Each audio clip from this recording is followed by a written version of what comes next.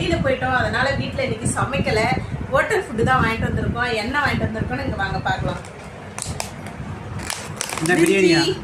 பிரியாணி இல்லைங்க, வெஜ்ஜு தாங்க இன்றைக்கி ஸ்பெஷல். ஞாயிற்றுக்கிழமை எப்பயுமே நம்ம வீட்டில் நான்வெஜ் தான் இருக்கும்.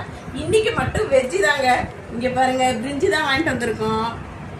பிரிஞ்சி, கத்திரிக்காய் ரைத்தா கொடுத்துருக்காங்க. அது மட்டும் இல்லைங்க, நவப்பழம் விற்றுந்தாங்க. எனக்கு நவப்பழம்னா ரொம்ப பிடிக்கும், அதனால நவப்பழமும் சேர்த்து வாங்கியாச்சு.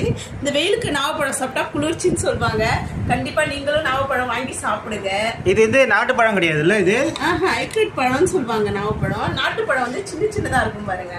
அது வந்து நாட்டுப்பழம், இது ஹைபிரிட் பழம் தான். இது நவப்பழம். ஆனால் டேஸ்ட்டு நல்லா தான் இருக்கும். நீங்கள் இந்த வெயிலுக்கு குளிர்ச்சியாக்கம் வாங்கி சாப்பிட்டு பாருங்க. இது மட்டும் இல்லைங்க, இங்கே பாருங்க சாக்லேட்ஸும் இருக்கு. 5 ஸ்டாரு பர்ஃபு,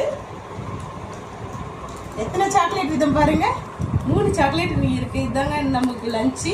வாங்க சாப்பிடலாம். நீங்க என்ன சாப்பிட்டீங்கன்னு கீழே கமெண்ட்ல சொல்லுங்க. பாய்.